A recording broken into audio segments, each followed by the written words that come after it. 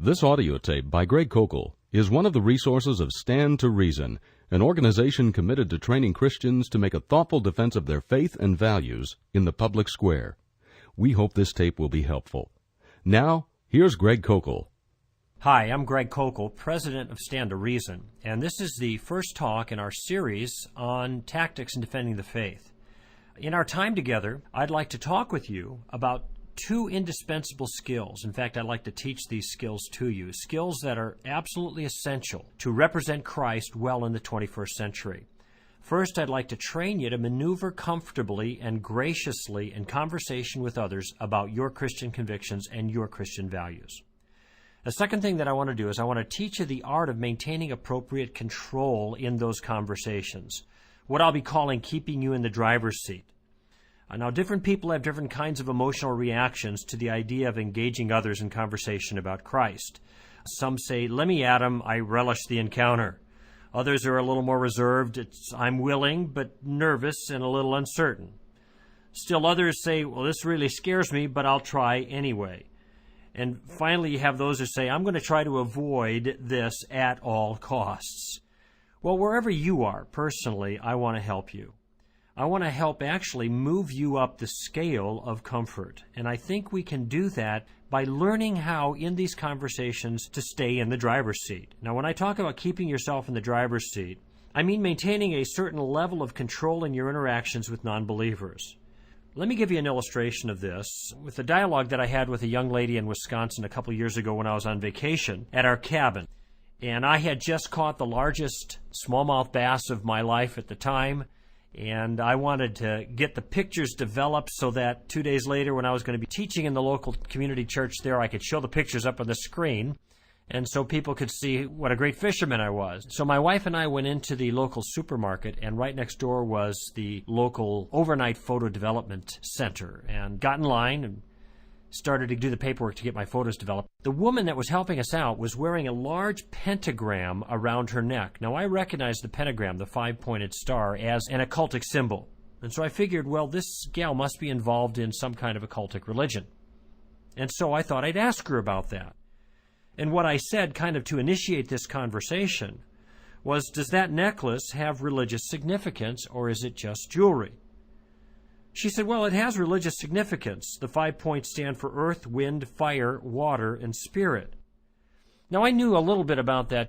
My real question was not the significance of the jewelry itself, but the significance of the jewelry to this woman. And so I asked her, does it have religious significance for you? And she responded and said, yes, I'm a pagan. To which my wife responded by breaking out in laughter. And then she kind of caught herself and apologized. She said, gee, I'm really sorry. I didn't mean to be rude, but I'd never heard anybody actually admit it before. My wife had only heard the term pagan used when her girlfriends called their kids in. You know, get in here, you bunch of pagans kind of thing. Well, the woman went on to explain that this is an earth religion, kind of like the Native Americans. So I said, you're Wiccan. In other words, you're a witch. She said, yes. And then added, we respect all life. So I thought, well, if she respects all life, then she must be pro-life. And incidentally, most witches are pro-life because they believe in respecting life. So I said, then you're pro-life, aren't you? She surprised me by saying, no, I'm pro-choice. I said, well, that catches me by surprise. I said, isn't that an unusual position for someone in Wicca to take? She responded by saying, I know I could never do that. Kill a baby. Note her choice of words there. Kill a baby. I didn't put those words in her mouth. She says, I could never do that, kill a baby. And then added, I wouldn't do anything to hurt anyone else because it might come back on me, kind of like karma. Now, think about it for a moment. This comment in itself was worth pursuing. I didn't, but it would have been worth it. Is that the best she can do? The only reason she wouldn't hurt a child is because something bad might happen to her? Well, in any event, I went in a different direction. I said, maybe you wouldn't hurt a baby, but maybe we should do something to stop other people from doing bad things like hurting babies. And she said, well, I think a woman should have her choice. Now, remember what she's talking about. She's talking about what? Killing babies. And then she just told me that women should have a choice to do that. So I just restated her claim back to her. In other words, women should have a choice to kill their own babies? Now she paused here. Well, I think all things should be taken into consideration on this question of abortion. Okay, tell me then, I said, what kind of considerations would make it okay to kill a baby? Incest, she said quickly.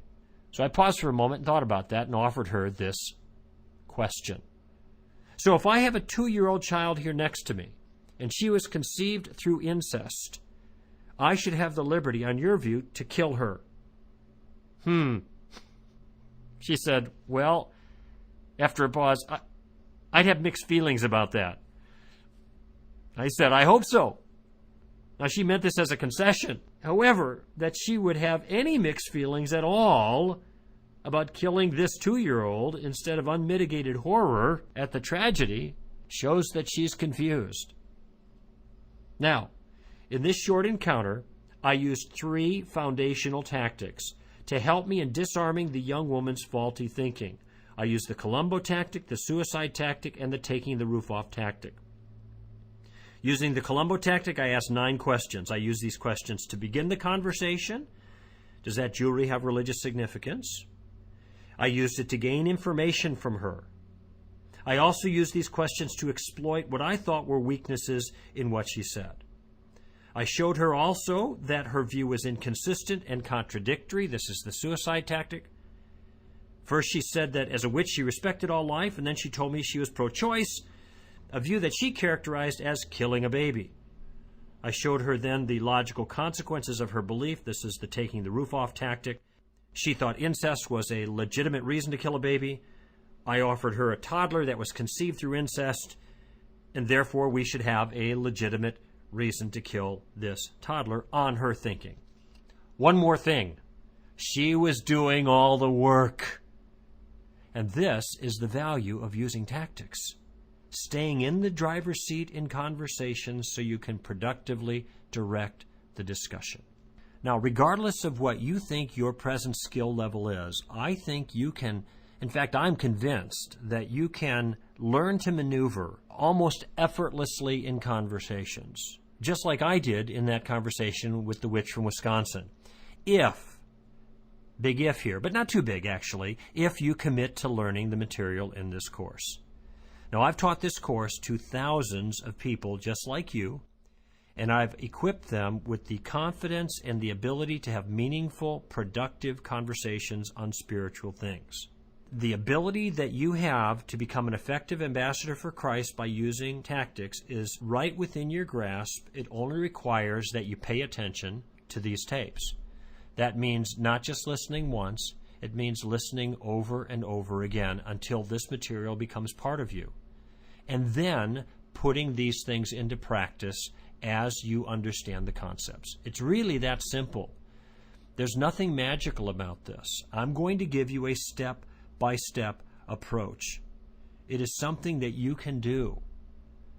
And I'm going to show you exactly how to begin to engage other people in what will turn out to be, I believe, very productive conversations as you learn how to employ the tactics that we're going to talk about in this course.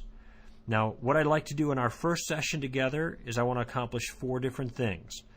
First, we're going to learn the value of the tactical approach to discussing Christianity. Second, we're going to define tactics, and then I want to distinguish tactics from strategy.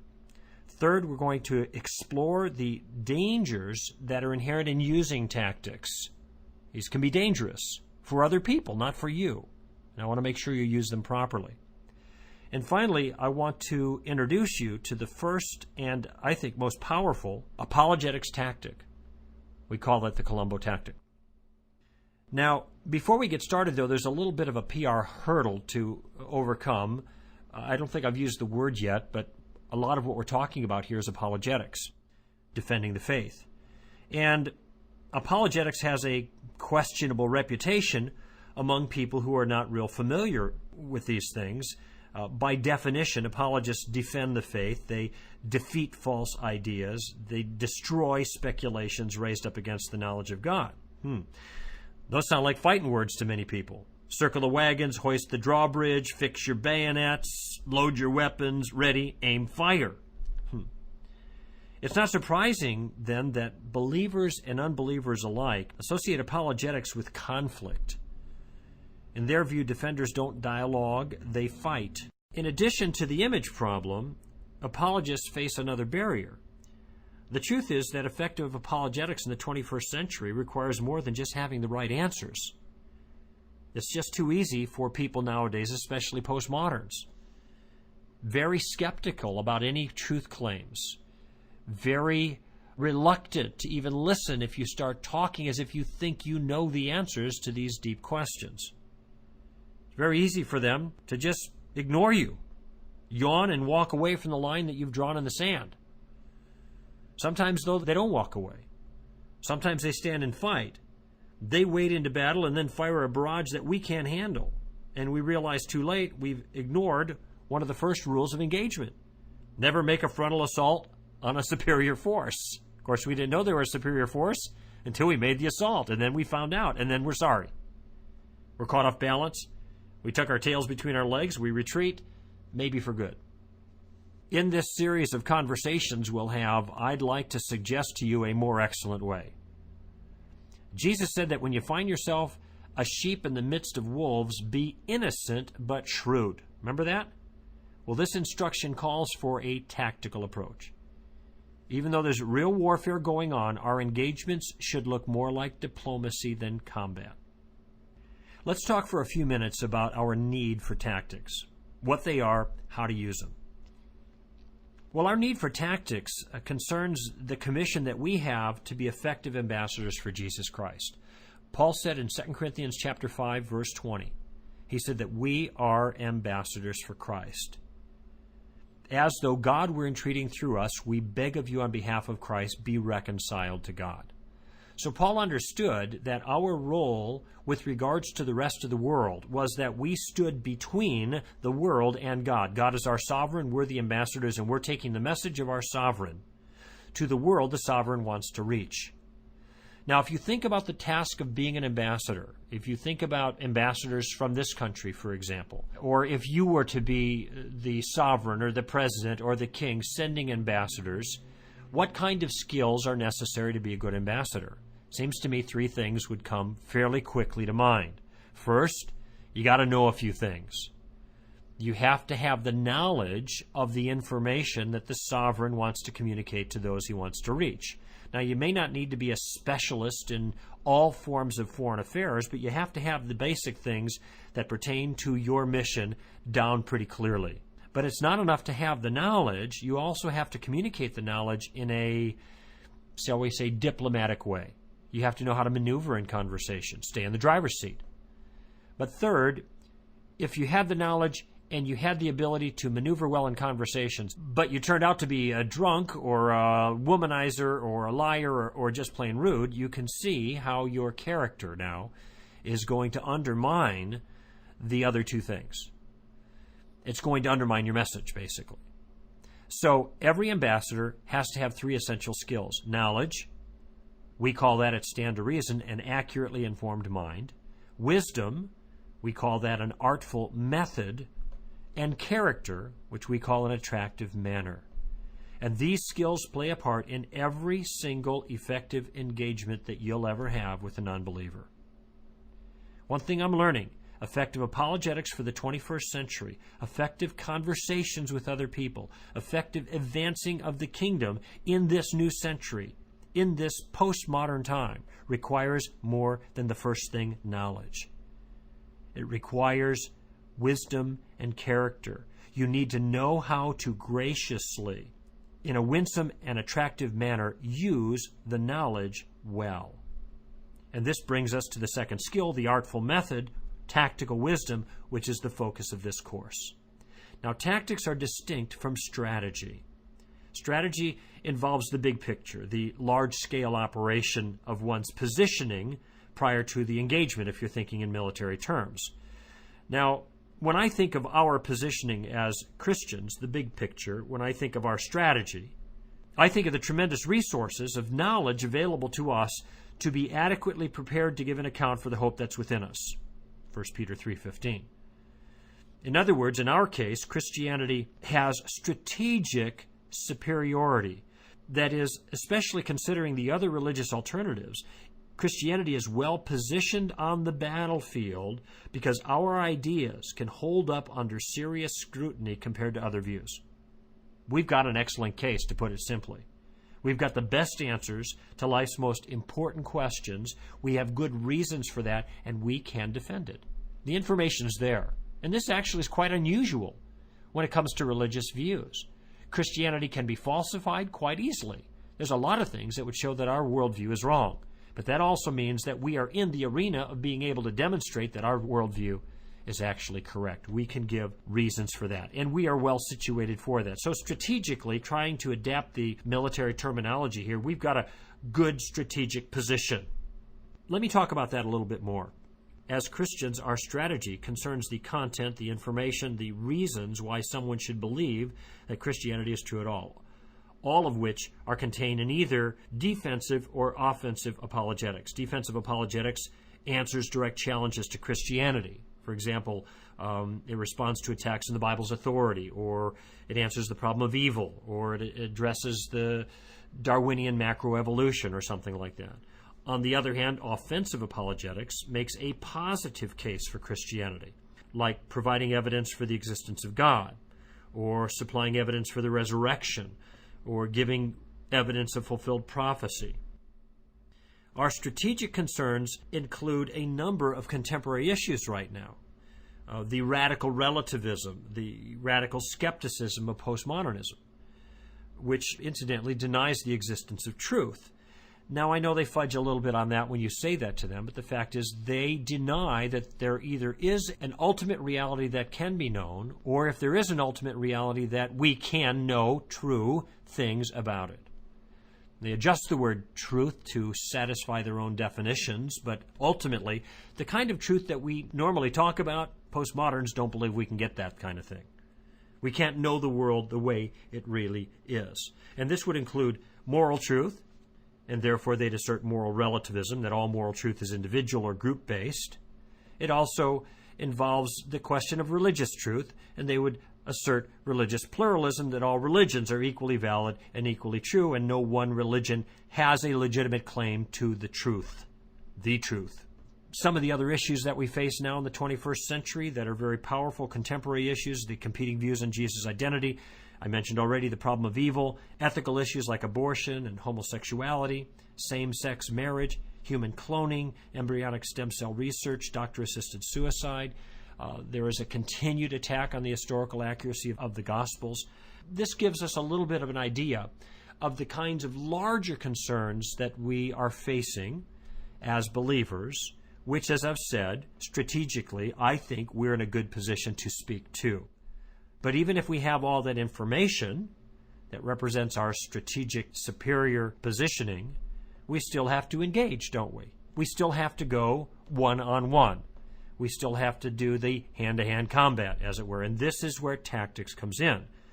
Because tactics literally refer to the art of arranging. In other words, taking those things that you have and deploying those assets in an effective way.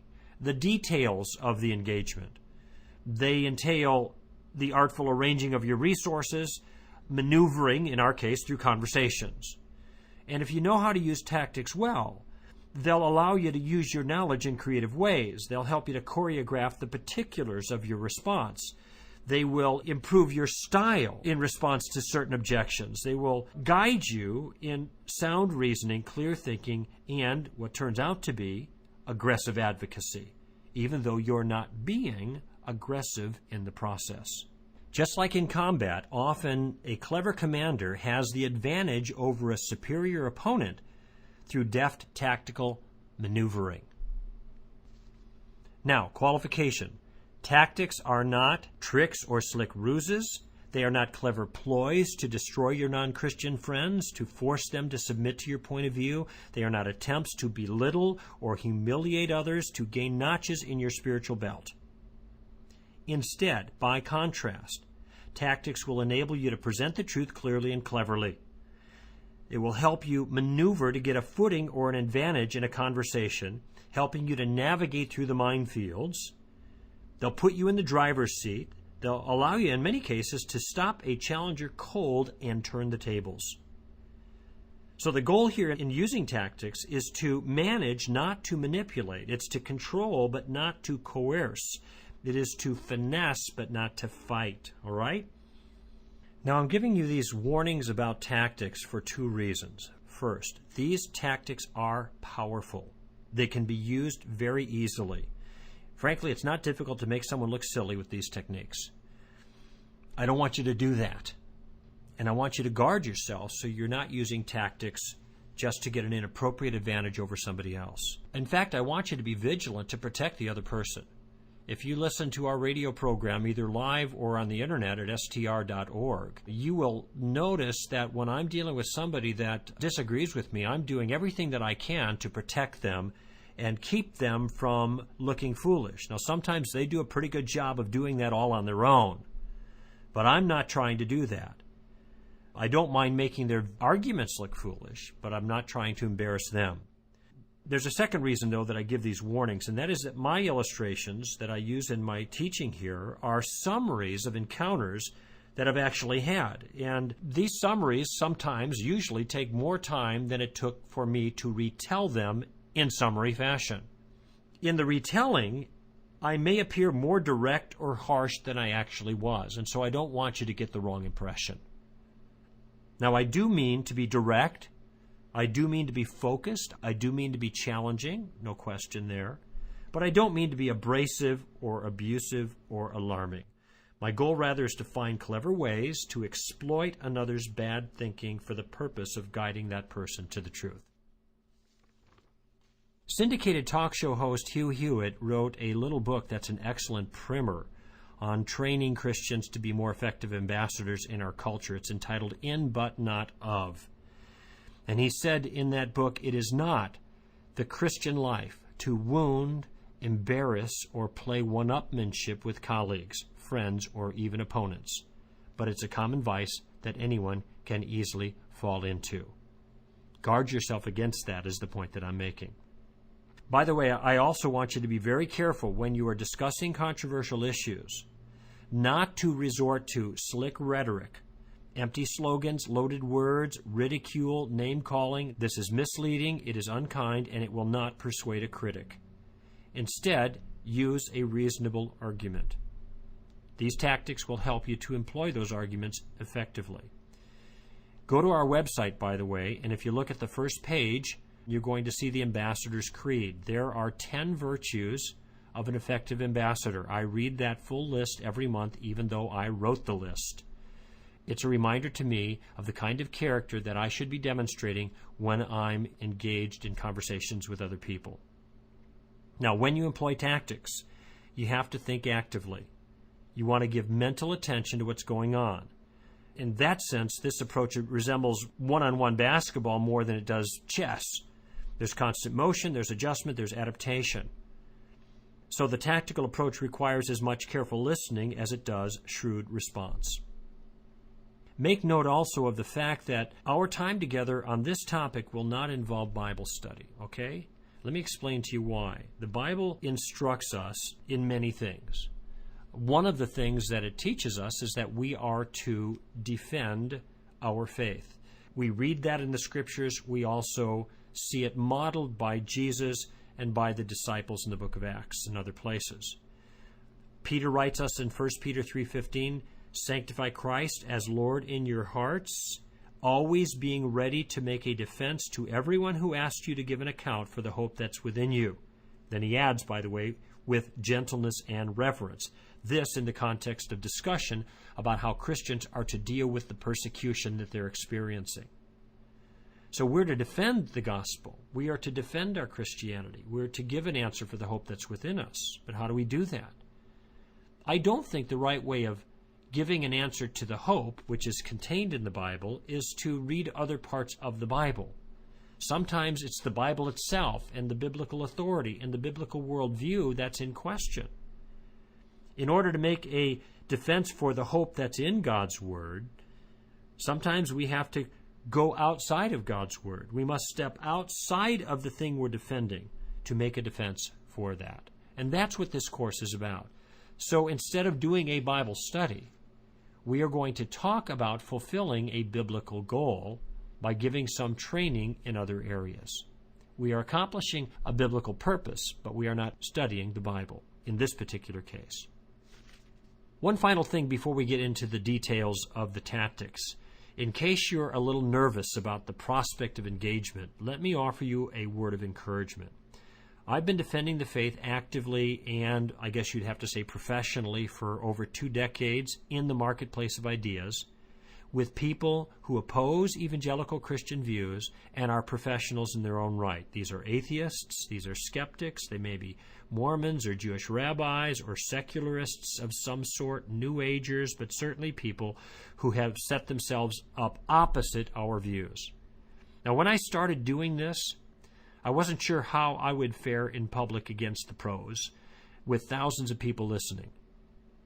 But what I discovered was that the facts and sound reason are on our side. We don't have to be frightened of the truth or the opposition if we do our homework. After all, even people who don't like tests don't mind them much when they know the answers, right? The truth is this: the gospel can be defended if, big if here, it's properly understood knowledge and properly articulated wisdom and character. Now, if we take our time, if we think through the issues, we can make a solid defense. If we have the truth, there's always going to be a flaw in the opposing argument. Just keep looking for it. Sooner or later, it will show up. And the right tactic will help you discover the flaw in your opponent's views and also help you show it for the error that it is. It'll also help if you remember that some of the most intelligent people make the most foolish mistakes in thinking when it comes to spiritual things. It happens all the time. You're really nervous about that smart professor or lawyer or PhD or doctor? Listen, they may be smart, but when it comes to spiritual matters, they make big blunders. The tactics that you're going to learn in our sessions together will help you exploit those mistakes. And you're going to see that people don't give much thought to their objections. How do I know? I listen to the objections. That's how I know. Now, we use a variety of different tactics that stand to reason. I've already mentioned a few of them. Each has its own name. The name helps you to remember the tactic. Names like Columbo, or suicide, or taking the roof off, or Rhodes Scholar, or just the facts ma'am, or sticks and stones, or steamroller. Some of these tactics are chiefly offensive, that is, you initiate them. Some are chiefly defensive, that is, they're tactics you use in response to other people. In our time together, I'm going to cover 4 of the most important and effective tactics. And the first one is the one that I consider to be the queen mother of all tactics. It's the one tactic I use more than any other. It's easily combined with other tactics. It's the simplest tactic imaginable to help you stop a challenger in his tracks, turn the tables, and get him thinking. It's an almost effortless way to put you in the driver's seat. Now, it's not unusual for a Christian to get tongue-tied, not knowing what to say for fear of offending somebody. This tactic will provide you with a step-by-step guide to help you ease into the process, making it easy for even the most timid to engage others in meaningful conversation. It's called the Columbo tactic. Now, the Columbo tactic is named for Lieutenant Columbo, of course, the brilliant detective who appears bumbling, inept, and completely harmless to his enemies. And that's important here. He's got the rumpled trench coat. He's got the bed head before bed heads were popular. He's got this little stub of a cigar. He's got the pad of paper, never has a pencil. Got to bum one off of somebody else. In other words, Columbo looks like he couldn't think his way out of a wet paper bag. He's stupid, but he's stupid like a fox. And while he's putting his foes at ease with his harmless demeanor, Columbo then employs his trademark approach.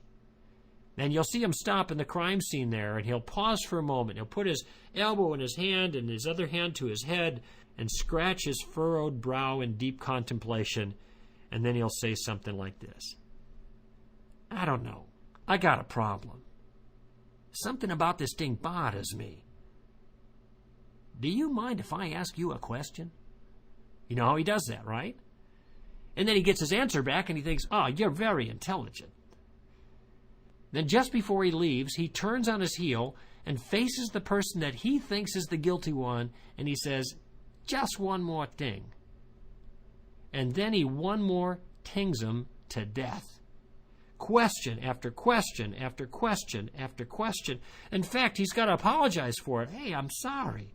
I know I'm making a pest of myself. It's because I keep asking these questions, but I tell you, I can't help myself. It's a habit. And that's a habit that you ought to get into. The key to the Columbo tactic is to go on the offensive in a disarming way with carefully selected questions to productively advance the conversation. The guideline here is simple. If you hit a roadblock, ask a question. Never make an assertion when a question can make the same point. And you know, with planning and practice, this tactic can become second nature for you. Now, this questioning Columbo tactic offers tremendous advantages. Questions are interactive. They invite others to participate with you. Questions allow you to make headway without requiring you to state your case. And you're going to see how important that is coming up. Questions shift the burden of proof to the other person. Most importantly, the Columbo tactic puts you in the driver's seat. Now, this technique is especially good at work. You can move your case forward without preaching to others. You know, sometimes you're discouraged from witnessing in the workplace. Sometimes it's not very fruitful either to just preach at people about your ideas. The Columbo tactic allows you to make good headway without actually stating your case, so you can't be accused of preaching or of witnessing at work. You know, once I was at the home of a fairly well-known comedian. I got into a fairly long conversation with the actor's wife about animal rights. Now, she was a very, very nice woman, but she was way off the deep end on this issue. Had serious reservations about her ideas. But I didn't start out by contradicting her directly. Instead, I kept asking questions, Columbo tactic, that were meant to expose what I thought were some of the weaknesses that I saw in her view. Now, eventually, she started going on the offensive by challenging what she thought were my views. And I pointed out to her that I'd never actually stated my beliefs. She had to shoulder all the burden of proof because she'd been the only one who made the claims. I'd simply ask questions. And since I'd never asserted my own view, strictly speaking, I'd nothing to defend. Now, once I make a claim in an argument, others have a right to ask me for evidence, but until then, I'm off the hook, and so are you. This is one of the big advantages to using questions in conversations. Now, there are three basic ways to use the Columbo tactic that can tame the most belligerent critic, and each way is launched by a different question. The first application is to gain information. The second application is to reverse the burden of proof. And the third application is to indirectly exploit a weakness or a flaw. And in our first three sessions together, we're going to talk very thoroughly about each one of these. I want you to listen, though, for a moment about what Hugh Hewitt, in his book, In But Not Of, that I just mentioned, had to say about asking questions. It's a lengthy quote, but it's worth thinking about. He has a chapter in his book, In But Not Of, simply entitled, Ask at least half a dozen questions in every conversation. Here's what he says. This skill at inquiry will immediately mark you as different and attractive. When you ask questions, you are displaying interest in the person asked. And in most settings, this is a great boon to the pride and self-worth of the person being asked. Most people are not queried on many, if any, subjects. Their opinions are not solicited. To ask them is to be remembered fondly as a very interesting and gracious person in your own right. Once developed, the habit of asking questions will inevitably give you advantages in every setting. You will obviously leave most situations with more information and friends than when you arrived, and being an asker allows you control of situations that statement makers rarely achieve. Once you learn how to guide a conversation, you have also learned how to control it. You can express your own opinions as questions, and every human emotion can be conveyed this way. He closes, an alert questioner can judge when someone grows uneasy, but don't stop, just change directions. Close quote. That's Hugh Hewitt in his book, In But Not Of. I mentioned that the first application of Columbo is to gain information. This is the simplest way to use the Columbo tactic. It's virtually effortless. It puts no pressure on you at all. Sometimes you just need more information to know how to proceed further. And when used in this way, your questions can be a casual conversation starter, as they were with me with the witch in Wisconsin. They can buy you valuable time. They can help you know how to proceed in the conversation. They can give you information for that encounter or future encounters. They're tremendously helpful. So what is the first key question that we ask to employ the first application of Columbo, which is to gain information? The question is this: what do you mean by that? What do you mean by that? Now, that's the model question. There are many variations of it. When I asked about the witch's piece of jewelry, does that jewelry have religious significance? Essentially, I was asking her, what do you mean by that which you're wearing? This question should be delivered in a mild, genuinely inquisitive fashion, and I hope you're genuine about the question. It is a question that forces a person to be very precise in their meaning. Many people object to Christianity for reasons they don't completely understand themselves. This requires them to think about it and to articulate exactly what they do mean. And it also tells you what the person thinks, so you won't misunderstand her, or more importantly, you won't misrepresent her. Now, misrepresenting a view, even by accident, is a serious misstep. You don't want to do it. When we misrepresent somebody else's view, especially when we make it appear weaker than it is, we're committing what's called the straw man fallacy. Maybe you've heard that phrase before. In other words, we're setting up a lifeless imitation, a straw man, of our opponent's view that we easily knock down instead of fighting our opponent's actual view, which is probably going to be tougher to deal with. If you're guilty of setting up a straw man, you may find you've given a brilliant refutation of a view your opponent does not hold. So don't do that. Employ the first Columbo question to gain the information. Ask, what do you mean by that, or some variation, and probe to find out exactly what that person's view actually is. Now, here's some examples of how this might work. By the way, I'm not going to go very deep in each illustration, so you may have some questions as to why I've responded the way I did. That's okay. We don't need to go over all of that. What's most important right now is seeing how I use the tactic to gain information, to buy time, and to steer things in the direction that I want to go.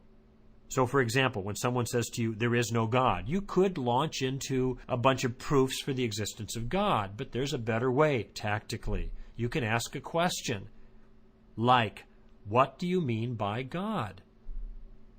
Now, if they mean an old man with a beard who sits on a throne out in space, well, Christians don't believe in that kind of God either. I need to know that up front. It gives them a chance to talk a little bit more, to give me more information. When I have more information, I have more I can work with to know where to go next. If someone says to you, well, all religions are basically the same, you can ask them, really? In what way are they basically the same? Now, the point here is not to determine if there are similarities between religions. There often are some similarities. But it's not the similarities that matter, it's the differences that matter. Once I had a young lady at UC Irvine, here in Southern California, where I was lecturing, ask this question of me: aren't all religions basically the same? I drew 2 circles on the board the size of a pill, and I asked if those circles were basically the same. She said yes. And then I drew identifying lines from each of them, labeled one aspirin and the other arsenic. And then I asked her, are they basically the same? Of course, she said no, because it's the differences that matter. To say that all religions are basically the same is like saying that aspirin and arsenic are basically the same because they come in tablet form. And so I asked the question here to find out if they're aware that the differences are the things that matter. So I say, in what way are they basically the same? I want to know whether the similarities are weightier than the differences, and I suspect that person has not even thought about that. When someone says, you shouldn't force your views on me, you can ask, exactly how am I forcing my views on you? You know, Christians never force their views. There's no way I can. I can't force somebody to believe what I believe. What the Christian does is he speaks confidently, and he acts as though his view is true, and this bugs people, and they don't want you to think your view is true, and so they claim that you're forcing your view on them. This can be dispatched by asking, exactly how am I forcing my view on you? It's a variation of, what do you mean by that? When someone says reincarnation was taken out of the Bible, this is a common challenge of New Agers. You can ask, what do you mean reincarnation was taken out? Now here what you're trying to determine is how someone removes lines out of the biblical text that really amounts to thousands upon thousands of handwritten documents circulating around the Mediterranean region in the first 3 centuries or 4 centuries after Christ. How do you take something out of each one of those things? When someone says that's just your interpretation, you can say, what do you mean by just? You are giving your interpretation, that is your understanding of the true meaning of the text, but you need to find out if they believe that all interpretations are equally valid and yours is just one of them. When somebody says, well, the Bible's been changed over the years, the translation and retranslation business, you can ask, well, how do you think it's been altered? You need to find out if they're familiar with the process of the written transmission of ancient texts or they're just repeating what they've heard. When someone says, how could God exist when there's so much evil in the world? You could ask, what do you mean by evil? Or what in your mind is the conflict? Now that might seem like an obvious answer, but what I want people to do is start spelling out what evil is. And it's not enough for them to say murder and rape and torture and those kinds of things. Those are examples of evil. I don't want them to give examples of it. I want them to give a characterization of it. That is, what makes those things evil? Why would they call those things evil? And it's going to turn out that they call those things evil because they have an intuitive sense of a thing called good from which these things depart to be called evil. The problem is, it's going to be very, very difficult to provide some grounding for the notion of good which makes evil possible without turning to God as a foundation, which means you can't even raise the problem of evil if God doesn't exist. You can only raise it if he does. Now, if you didn't quite follow that, that's all right. Go to our website at str.org, type into the search box the word evil, and you'll see a number of things that I've written on the issue, and it'll work you through that very carefully. The important thing in each one of these cases is have them spell out the objection. You ask them, what do you mean by that, or some variation, and you want them to characterize their views in a more thorough way than they just have done. Now, this first Columbo question accomplishes 5 important objectives. First, it immediately engages your non-believing friend in an interactive way. You want that. Second, it flatters the non-believer because it shows genuine interest in his or her view. Remember what Hugh Hewitt said. People like this. They are rarely asked for their opinion. Third, it forces the non-believer to think more carefully and more precisely, maybe for the first time, about what they actually do mean.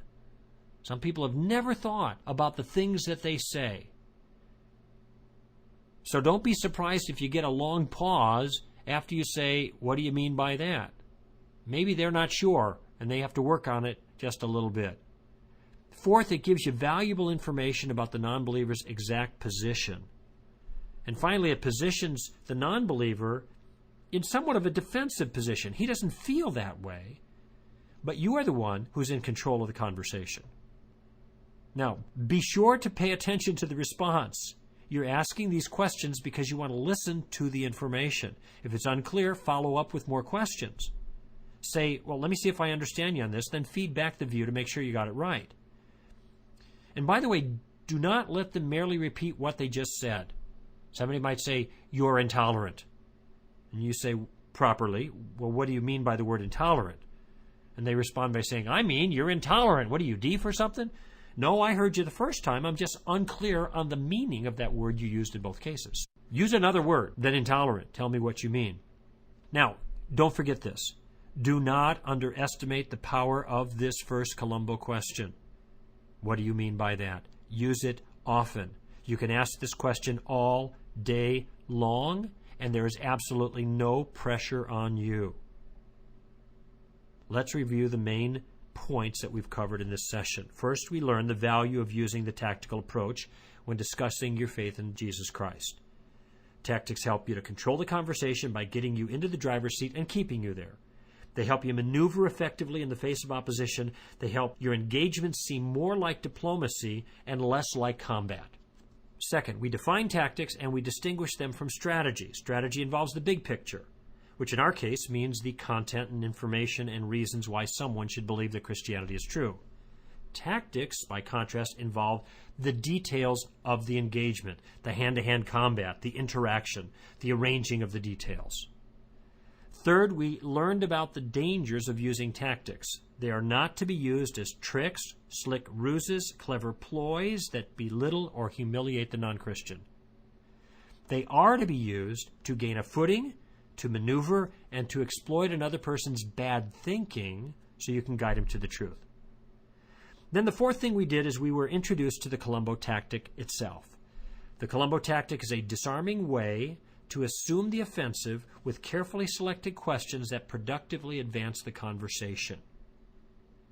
It's advantageous because it uses questions, which are 1, excellent conversation starters, 2, interactive by nature. They invite others to participate in dialogue. 3, they're neutral.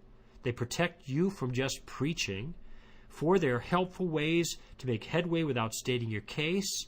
5, they buy you valuable time. 6, they're essential to keeping you in control of the conversation. They keep you in the driver's seat, and that's where you want to be.